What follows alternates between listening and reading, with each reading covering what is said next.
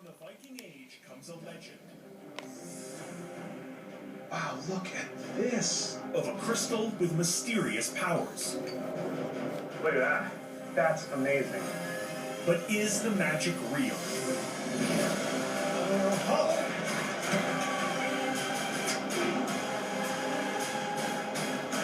Yes! You ready?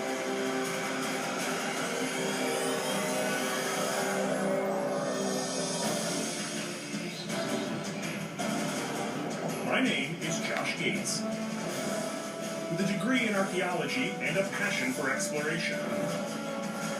I have a tendency to end up in some very strange situations. There's gotta be a better way to make a living. My travels have taken me to the ends of the earth as I investigate the greatest legends in history. We're gonna try, let's go. This is Expedition Unknown.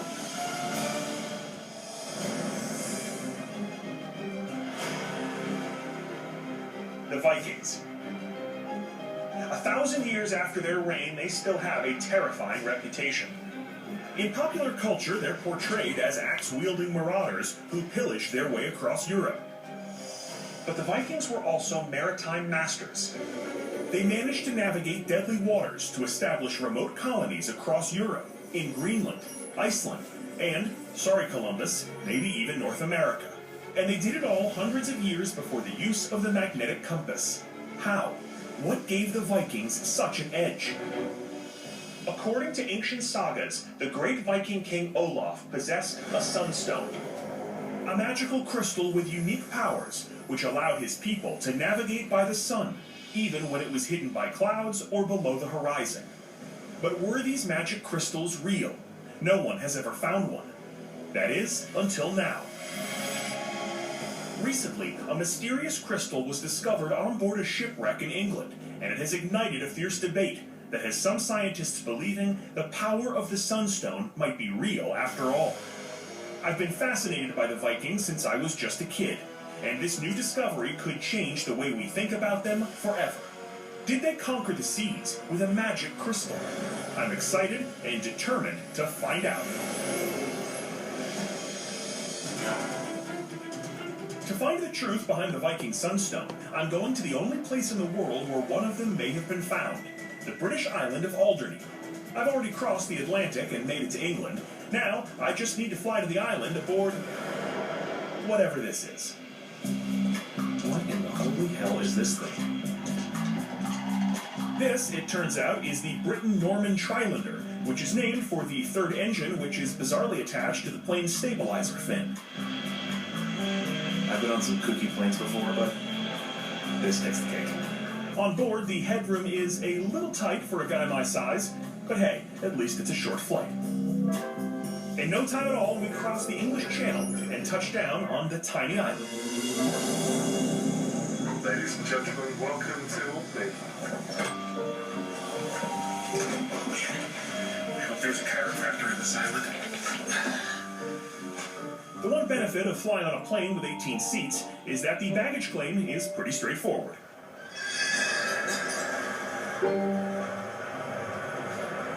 Okay. That was easy. So, a bit of geography. You go about 8 miles that way, you run into France and the beaches of Normandy. 60 miles that way, south coast of England. And out here in the Atlantic, the very tiny island of Alderney. It's only about 3.5 miles long, has less than 2,000 residents, and on face value seems like a weird place to look for a Viking artifact. But that's the thing about Alderney, this island is full of surprises. There are remains of Roman walls from the 4th century, Victorian-era forts built by the British in case the French decided to show up, and Nazi forts built by the Germans who did show up.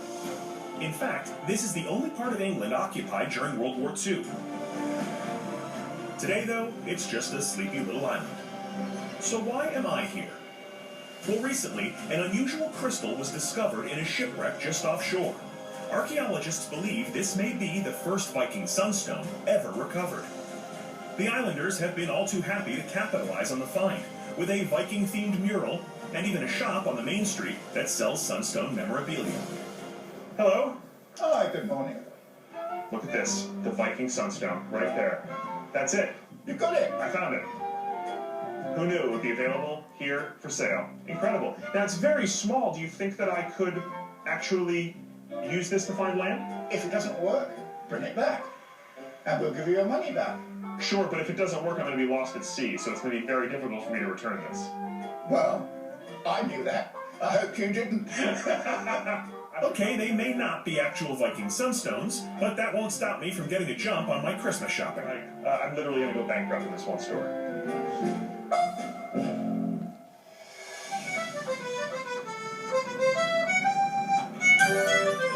I've got a little time before my next meeting, so I decide to grab a beer at the promisingly named Divers Pub.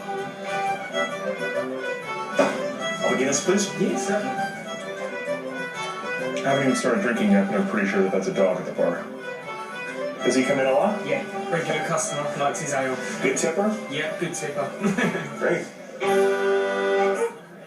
After a pint, I stroll over to the Alderney Maritime Museum, where I meet with trustee Mike Harrison.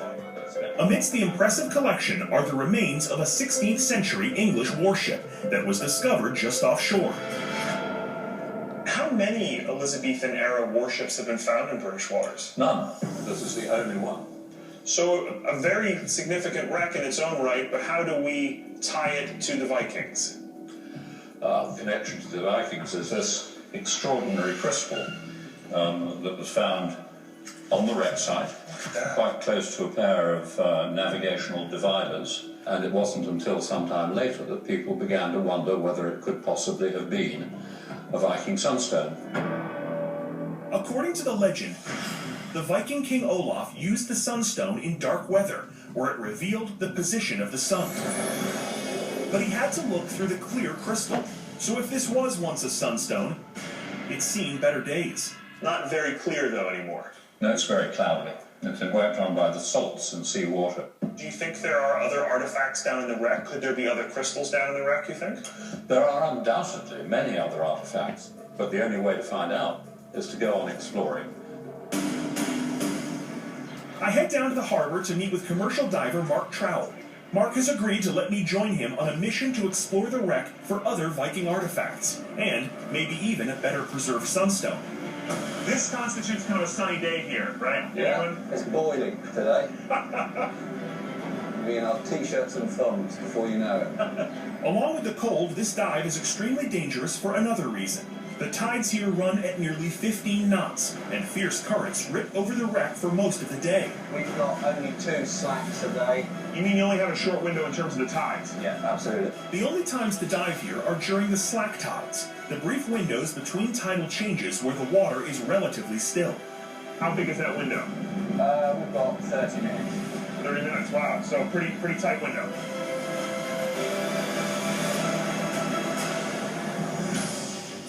After arriving at the dive boat, we suit up as quickly as possible. We can't afford to miss the dive window, and we won't have much time to explore the bottom. Okay, let's go down there.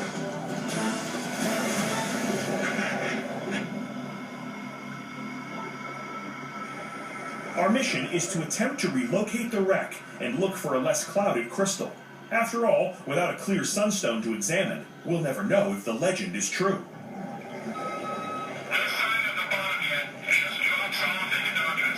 With almost no visibility, we need to stay close to the dive line and each other. An experienced diver died on this wreck just last year.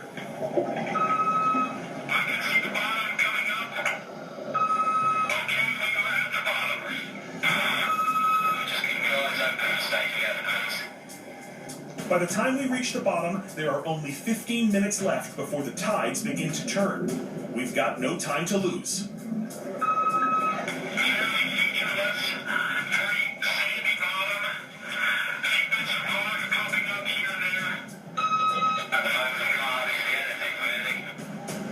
Then, out of the darkness, I see something incredible. The actual remains of an English cannon from a 16th century warship.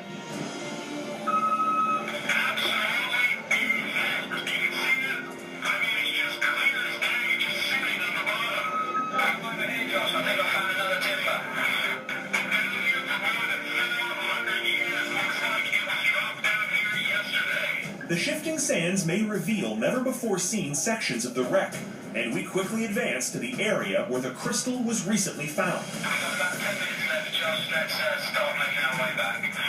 We've had little time to explore, and it's already time to ascend. Follow me. Look at that! Look at that!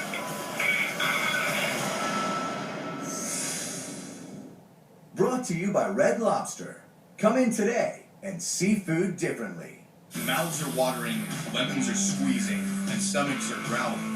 Or is that just me? Every minute between you and Red Lobster's Lobster Fest feels like an eternity. And who could blame you for craving our largest variety of succulent lobster dishes all year? Dishes like dueling lobster tails, with one tail topped with creamy shrimp and a second tail stuffed with tender crab. I was hungry already, and now you show me Lobster Lover's dream? Let's make this dream a reality. A delicious, delicious reality. But one that won't last forever. So hurry in.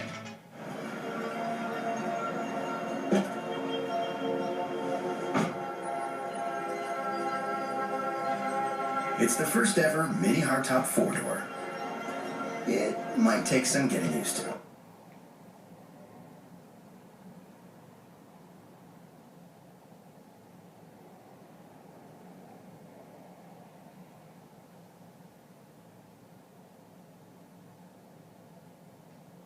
Yeah. I'm deep beneath the surface of the English Channel, exploring the sunken wreck of a 16th century warship. A crystal that some believe was a mystical Viking sunstone was discovered here, but it's damaged. I'm looking for another one.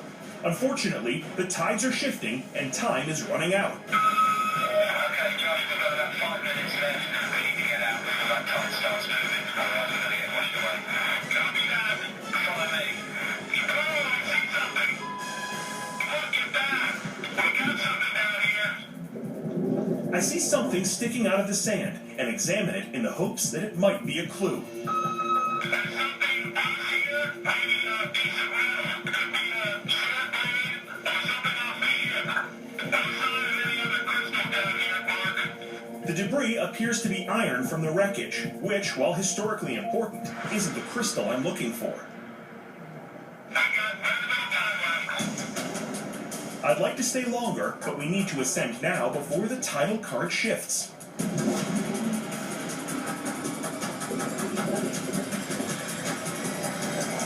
Just as the current begins to pick up, we break the surface and arrive safely back at the stern of the boat. Absolutely amazing. To see a wreck down there that old, still see timbers from the deck of the boat. Absolutely incredible. No Viking sunstones, but that's okay. Pretty amazing in and of itself. The hunt continues. There may be one other sunstone in the world, the original one mentioned in the legend. To find it, I'll need to travel to the Viking homeland. I jet from the English Isle of Alderney to Trondheim, Norway, the former capital of the Viking world. Founded in the year 997 as a trading outpost, Trondheim rose to become the seat of the great Viking kings. But now, a millennium later, it's pretty darn serene around here.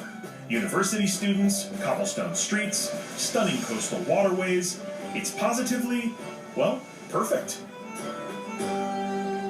I haven't eaten since I was in England, so I pop into a local cafe for my first taste of Norwegian cuisine.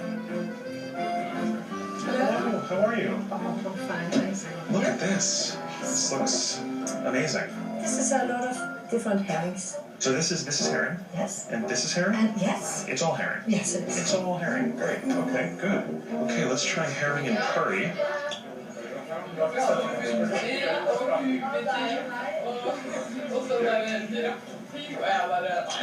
Fishy.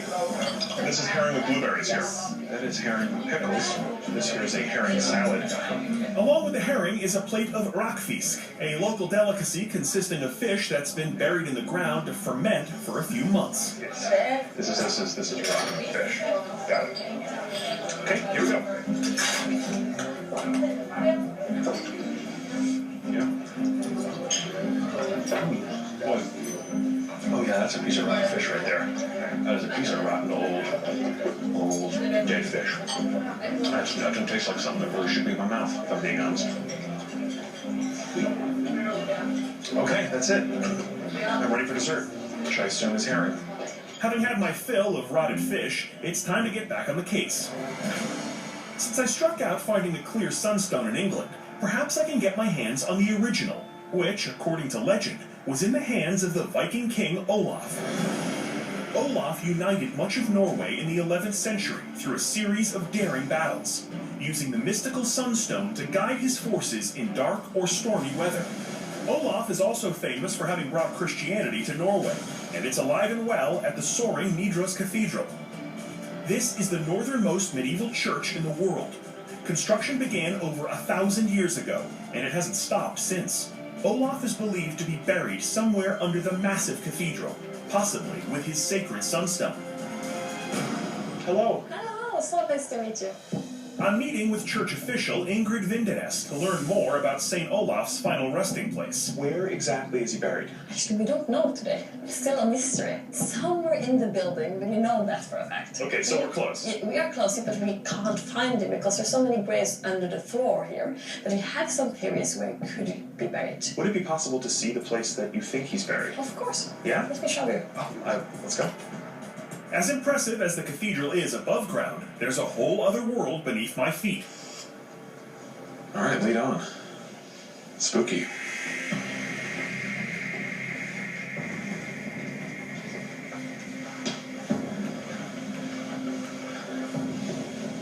Here, in the seemingly endless catacombs, there are thousands of burials spanning a millennia. It's like a maze down here. It is. It's like a labyrinth. You have little tunnels in every direction. There's no telling what might be lurking in these tunnels, and just around the next corner, I get a terrifying surprise. Look at this. Wow. Tomorrow, Andrew's in Barcelona. It's something new.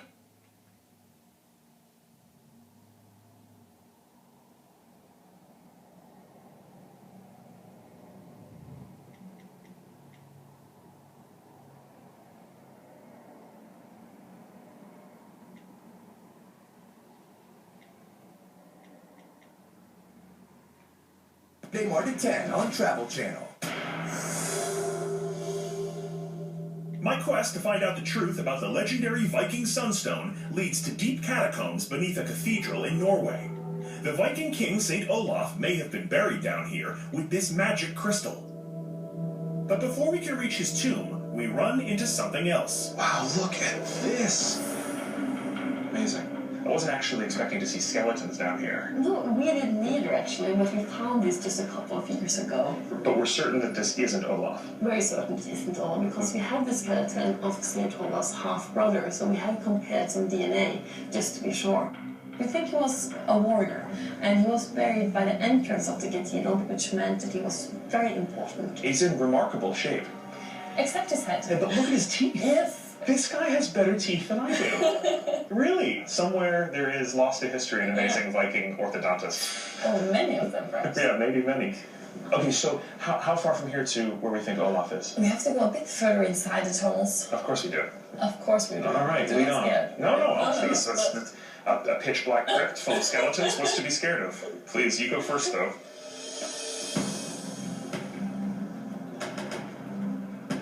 In the farthest corner of the catacombs, we finally arrive at the resting place of the Viking king. So, this is it. Amazing. So this may be the tomb of St. Olaf. Yes. But there are thousands of skeletons entombed down here, and since the church isn't certain exactly where Olaf is buried, they've decided not to disturb any of the graves. To know that we may be only inches away from the famed Viking king is both exhilarating and frustrating. All right, well, if this is the grave of Olaf, then Olaf, great to meet you. We're off. Unable to open Olaf's grave, I may be out of luck finding an ancient working sunstone, but new evidence suggests I might be able to make one. To continue my investigation, I'm making the 400-mile drive to the modern capital of Oslo. This used to be known as the King's Road. For hundreds of years, people traveled this route to visit King Olaf's final resting place. right, welcome to Oslo.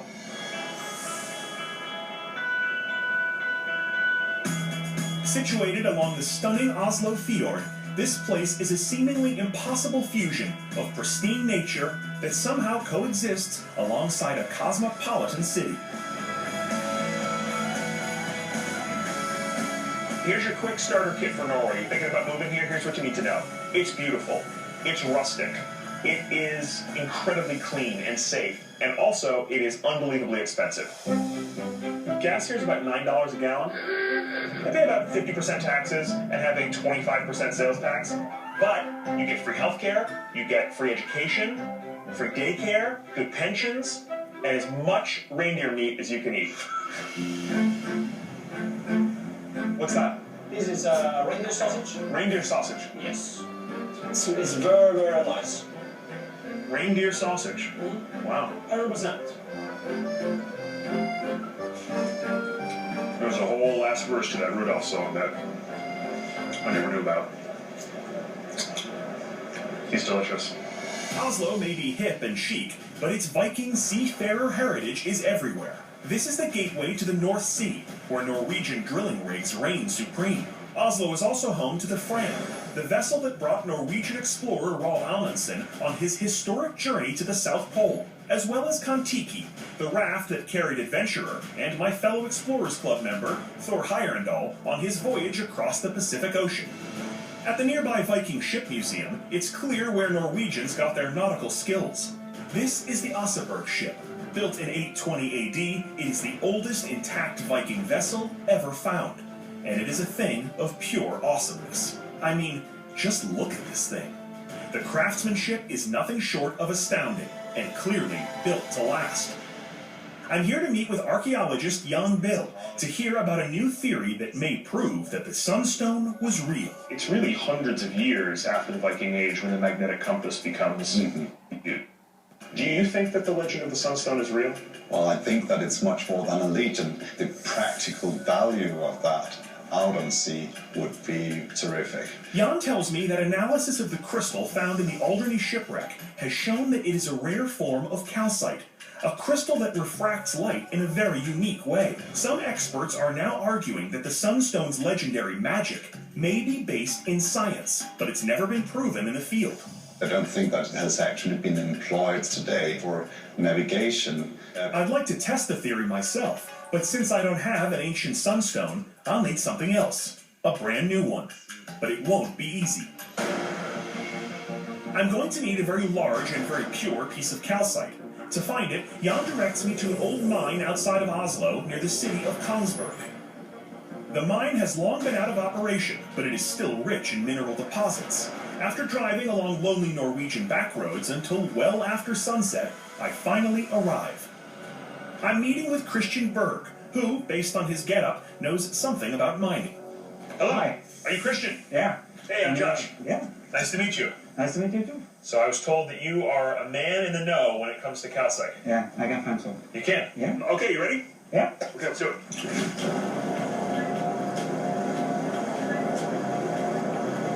How old is the mine? 1623. That's ridiculous. Yeah. An average of 20 miners died every year of its construction, and it contains more than 37 miles of tunnels. Something I'm trying not to think about as we head deeper under the mountain. Until at last, we reach the end of the line. Coming up. You must be more Viking in your soul. Yes!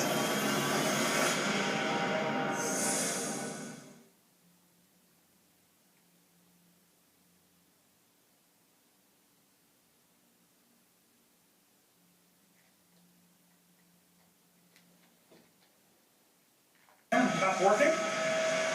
It's still running. This works? Yeah. Shut up. Okay, I don't really get how it works. Where's the elevator section? This is an elevator. You have to stand on the platform.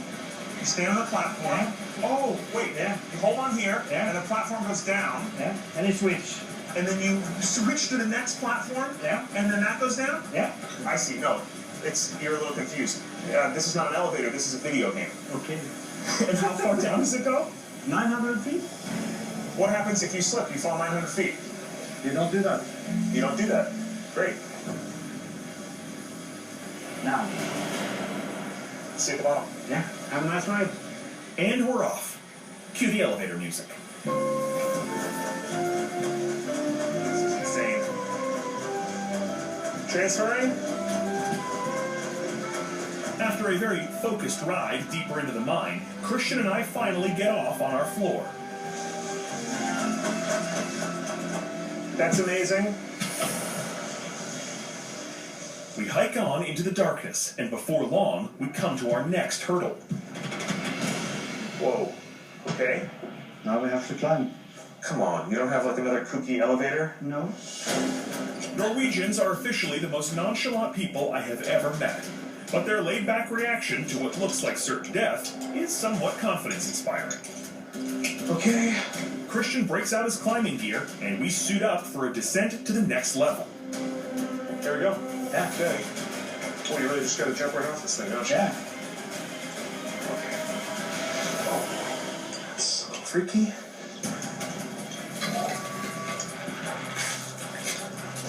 It's gotta be an easier way. Can't I just go to like a gem shop or something? As I step into the darkness, I realize I haven't a clue how far down the drop is, or how stable the walls are. Passing by these old timbers. Not particularly secure. Okay. Tucking under, it's like an old support beam here. Tight squeeze. I can see the bottom. Yeah. Okay. I'm down. Was it okay? Yeah, was it okay? It was great. I think I peed my pants a little, but it was okay. That was a long way down. Okay. You came down that a little faster than I did. Yeah. Okay, lead on, let's go.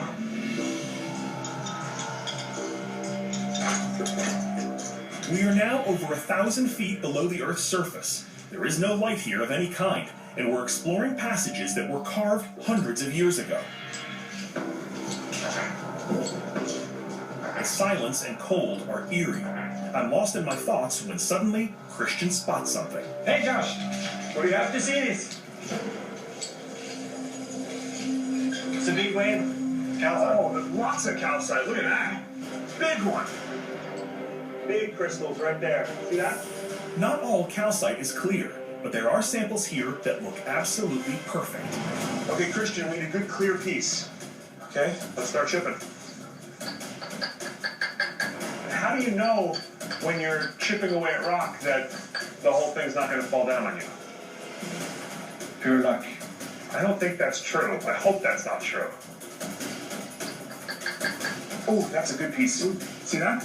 That's perfect. That's exactly what we need. Let's see if we can get that out of there without splitting it.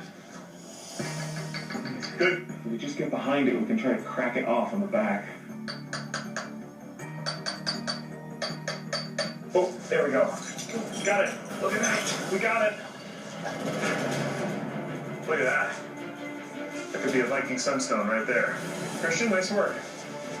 Now, we just have to casually make our way back out of the mine so I can figure out how I'm going to test it. Back above ground, I make the trip back to Oslo to meet with Dr. Balázs Bernov, an expert in light polarization that has been studying the sunstone. He believes the sunstone might actually work. What is it about this particular crystal that makes it so special? It creates two images of a single ray. In theory, the Vikings could have prepared the stone by adding an arrow pointing along the width of the crystal, and then partially covering the rest of it to create a wide slit. But because calcite splits light, you'd see two slits on the other side. And so how does that, in theory, help you navigate? One of the pictures will be fainter, the other will be stronger. If you orientate your crystal in a way that you see them to be equal, then you have a reference from which you can say the sun is that way. It's a startlingly simple idea. Find the angle where the two double images look the same, and bingo, your arrow is pointing to the hidden sun, even if it's below the horizon. However, you'd need more information than that to truly navigate. The sunstone potentially could show you the location of the sun, but it can't really show you north, south, east, and west, right? Yes, if you have a proper working sunstone, then you will need a twilight board, which is a kind of sun compass, and a shadow stick, which can work instead of the shadow, which you will not see. A twilight board is a sort of sundial, but instead of the sun's shadow showing time, it shows direction. When the sun is hidden, a so-called shadow stick is used instead. Based on the location of the sun as determined by the sunstone, the shadow stick can then be used to calculate direction. Have any twilight boards or sun compasses or shadow sticks ever been found? There is one artifact which was found about 60 years ago in Greenland. And the reconstructions tell us that it might have been a twilight board. This artifact may be a clue, a device that worked with the sunstone. But can it be proven? Has anybody taken a piece of calcite and tried to construct these items and tested them out on the open seas to see if they can be used to navigate? I have never heard that anybody has actually tested it once on the sea. Incredibly, we could be the first to test this on the water and prove that we can actually use the crystal to navigate. This is the break I've been searching for. But how do I get a twilight board? If we're going to do the sunstone experiment, not only do I need a stone, looks like I need these other components, this twilight board and this shadow stick. So for that, I'm going to need to find some Viking craftsmen, I guess. I know just the place. Jan Bill at the Viking Museum in Oslo told me about an amazing woodworker named Geida.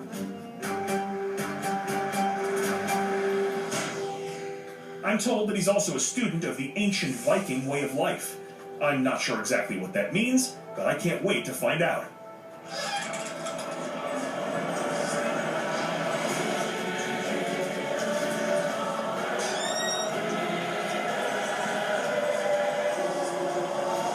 And I'm in Game of Thrones.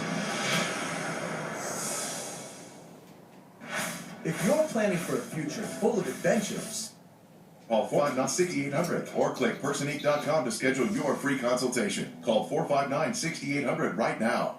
It's Personique's Get Ready for Spring Cosmetic Surgery promotion with liposuction starting at only $189 a month, tummy tucks at $199 a month, and facelifts at $209 a month. This promotion ends March 20th, so call 459-6800 or click Personique.com right now. Adventures, then this travel moment is...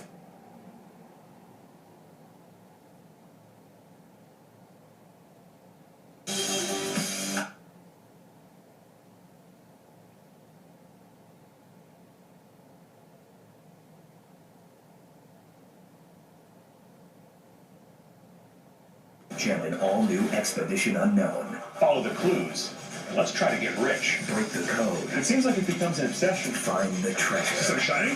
Guys, look at this! All-new Expedition Unknown. Thursday at 9. Only on Travel Channel. My quest to discover the truth about the Viking Sunstone myth has brought me to Oslo, Norway. I'm looking for a craftsman named Geida to help me build a Viking twilight board and test whether the sunstone can really be used to navigate in the open seas. I'm told I'll find him here.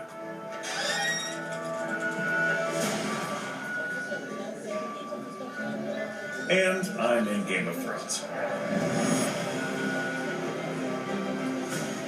This is Norway. As it existed 1,000 years ago. Here, in the midst of modern Europe, this community of people are preserving the Viking way of life. The weapons are real. The construction of the hall, historically perfect. And dinner is bloody and sizzling. Even the children are living the part. At the center of it all is this extremely intimidating man, Geida. Guys friendly? Since I stick out like a sore thumb, it isn't long before I have to explain myself. Hello. Hello. Are you a friend or enemy? Oh, a friend, an unarmed friend. Hello. Very nice to meet you. Welcome. Thank you very much. You look incredible. In England, they describe the Vikings. They was tall, they was bearded, they have long blonde hair. Yes. They was the terror from the north. Yes, you're just describing yourself right now. Okay. About. So to help me unravel the mystery of the Sunstone, I wanted to come to like a real Viking, as close to a Viking as I could get. Do you believe in it? Do you think it was really used by the Vikings? Since they have described it in our saga, I think it's they use it. So what's your advice? What do I need to do to understand this Sunstone? I think you must be more Viking in your soul. I have to become a Viking. Come on. Yes. Okay. I feel a little bit out of place here. Yes. But maybe I can offer you some better clothes. I guess if I'm going to ask Gaira to make me a Twilight board, I can't exactly turn down his request to give me a makeover. Also, he's sort of terrifying. So, let's try this entrance one more time.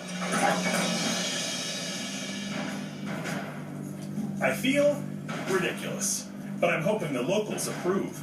Otherwise, I sense they're going to throw me in the fire. Helt utroligt bra!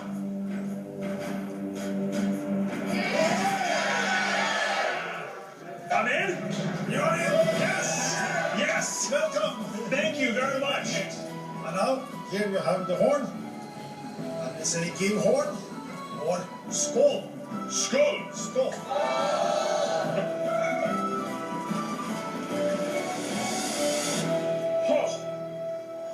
It tastes good? Yeah, I don't know. Yes. Yes, yes. It tastes sort of good. Yes, it tastes sort of good. Now what happens? Now you go outside. Outside the hall, life carries on much as it did in the Viking Age. And before I can get down to business, I'm being invited to learn how to handle myself in battle. Okay, so this is Viking Archery 101. Yes. You're my teacher? Yes. What is your name? Erika. Erika. Yeah. All right, here we go. What do I do? Yes, you put your on this side. Yes. Left side. Yes. And you raise your bow like this. Elbow like this. All right. Come on. All right, that was very intimidating and a little bit sexy. Here we go.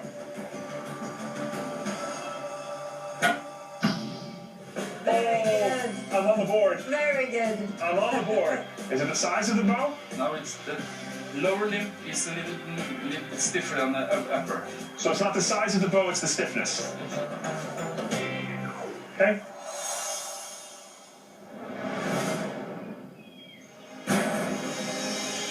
Good. Better?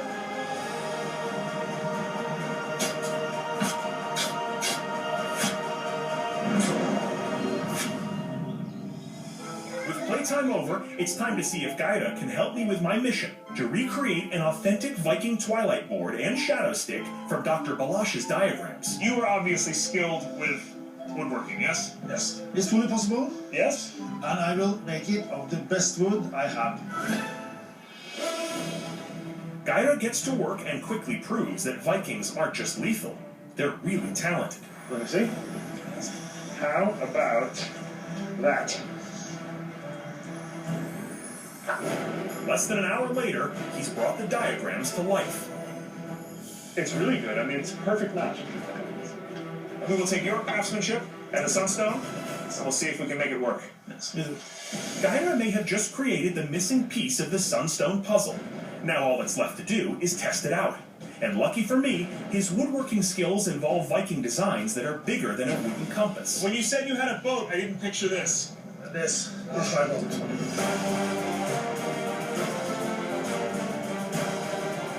This is a perfect replica of the Oseberg ship that I saw in the Viking Museum. It is a masterpiece of historical construction, and the perfect vessel to test out whether the Sunstone can be used to navigate. How are you? Hello, Josh. Nice to see you. Yes, good to see you again. Are you sure you want to go out? Yes, I'm sure. If there was ever a day when we needed a Sunstone to work, this is it. It will be a big challenge if you look at the weather. Well, we will do our best. A huge challenge is why we're here. Are you ready? I'm ready. Let's hit the high seas. Once we board the vessel, we cast off from the dock and begin to raise the sail, which, on an ancient boat, turns out to be something of a team effort.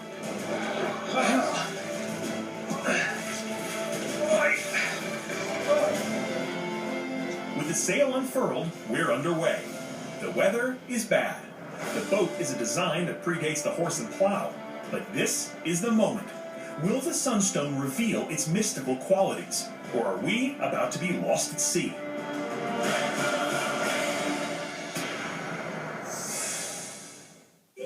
created entirely by nature. It's the best water known to man, because he had nothing to do with it. Bottled at the source, untouched by man. It's Earth's finest water. You totaled your brand new car. Nobody's hurt, but there will still be pain. It comes when your insurance company says they'll only pay 3/4 of what it takes to replace it. What are you supposed to do, drive 3/4 of a car? Now, if you had Liberty Mutual new car replacement, you'd get your whole car back. I guess they don't want you driving around on 3 wheels. Smart. With Liberty Mutual new car replacement, we'll replace the full value of your car. See car insurance in a whole new light. Liberty Mutual Insurance. Wendy's card is back. With dill tartar sauce? Fish Bob. There's a fish present. Wendy's North Pacific cod is back. Wild caught, panko breaded, and now topped with creamy dill tartar sauce and crisp pickles. When you set out to find new roads, you obsess over perfection. Evolve function. Elevate form. And create the highest quality mid-size sedan. Chevrolet, the most awarded car company of 2014. Now during the Chevy President's Day sale, current GM owners can choose an eligible cruise and stop the longest and get $3,500 total cash allowance. Find new roads at your local Chevy dealer. Mama Sherman and a legion of superfans who are on a mission to get Richard to his Campbell's Chunky Soup. It's new chunky beer and cheese, beef and bacon soup. I love it. And Mama loves you.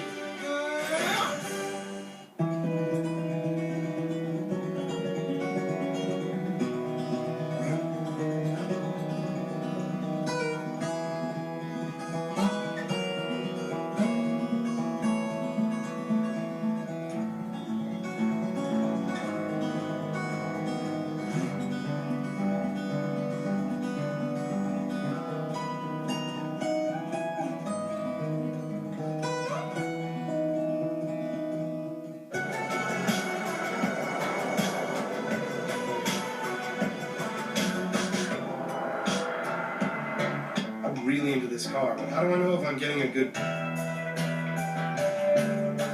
The fact is, in Texas, when you engineer a truck like Ram 1500 with best-in-class 29 miles per gallon highway and a 9,200-pound towing capacity, your playground gets a whole lot bigger. Get a great deal during Ram Truck Month. Now, current owners of select pickups get $11,000 in total values on the 2015 Ram 1500 Lone Star Premium Crew Cab 4x2. Dad, we're pitching this tent. If you're ready to pitch the tent in the trash, then come out to RV Outlet Mall in South Georgetown. From beginner campers to the giant Class A motorhomes, RV Outlet Mall has it all. Service, sales, and parts, all in one location. Get out of town this summer with your new RV from RV Outlet Mall. Take exit 259 off I-35. It's on the southbound access road. RV Outlet Mall, family owned and operated for 20 years. RV Outlet Mall. Follow the clues. Let's try to get rich. Break the code. It seems like it becomes an obsession. Find the treasure. So shiny? Guys, look at this! All new Expedition Unknown. Thursday at 9. Only on Travel Channel. I'm off the coast of Norway on an authentic Viking vessel, wearing authentic Viking clothes, hanging out with a bunch of dudes that I'm pretty sure are actual Vikings. This is the moment we've been waiting for. The weather is bad and getting worse, and navigating here without a compass seems an impossible challenge. All right, here is the sunstone. So let's talk about what's been done to the stone here. You have 2 slits now. You have to look through this slit, and you will see 2 images. I do. When I look through this, I see a double image of the slit on the backside. Exactly. If you find the position where the 2 just seems equal, then your arrow will show you which way the sun is. Let's hope it will work. Right. By holding up the crystal in the haze, the double image of the slit appears. One side darker, one lighter. But by rotating the crystal, they should match. When they do, the arrow should point to the sun. You ready? I'm really excited. Sunstone, here we come. I scan the sky in an attempt to find the spot where the 2 images on the far side of the crystal appear the same. The differences are subtle, and I'm not having an easy time making it work. But then, I find it. There. Okay, remember the way, which way the arrow is showing The this? arrow is pointing this way, so this is telling me, if this is working, that the sun is somewhere this way. Okay, just look for another point and do the same. The idea is to do the experiment twice, using the intersection of the two arrow lines to find the exact position of the sun. Try to not drop the sunstone in the sea. There, it's right there, right there. That's equal. Now try to estimate the intersection. Okay? The first estimation was pointing this way, the second estimation is pointing this way. Okay, so just follow those lines and try to say where the sun is. The sun should be here. With the sun possibly located, we break out the twilight board and shadow stick to take a measurement. I don't really know how to use it, so now I really need your help. Okay, you think the sun should be there, so you basically aim that point at the position of the sun, which you have measured with the sunstone. And then the compass underneath should become accurate. Yes, that's the idea. So in order to test that, we need a real compass. Yes. You have a real compass? Yeah. Let's see how we did here. What do you think? I think it will work. Yeah. Because you made it. Yes, of course. Balázs takes a bearing with his magnetic compass, something not in use in the Viking Age. The test now is to see how well my compass, which is nothing more than a crystal and a piece of wood, compares. Here, let's line it up. It works! That is unbelievable. The bearings are nearly identical. This is the first successful test on the water that proves the sunstone is real. That's almost a perfect match. Well, I'm amazed. North. It lines up almost exactly. It's amazing. This is a device that potentially could have been in use hundreds of years before the magnetic compass was being used in Europe. Yes. Because if you have no alternative, then, well, it's pretty good. Viking sunstone. Check. Maybe we could sail out to Greenland now. Oh, you think so? You feeling confident? Oh, of course. Okay, to Greenland, guys. Let's go. Let's get this thing in gear. Come on. And like gazing through the crystal, I now see things here in a different light. The Vikings' reputation for violence and brutality may be well earned, but they were also fiercely clever engineers and mariners, and more artistically accomplished than we've given them credit for. And while the Sunstone may have given the Vikings an edge, there's something in the cultural DNA of Norway that's also undeniable. The spirit that made the Vikings so dominant has carried forward in time, to polar explorers and adventurers, to fishing villages and offshore modern marvels. Their sagas speak of a magic sunstone, and we now know that the legend is true. But the real magic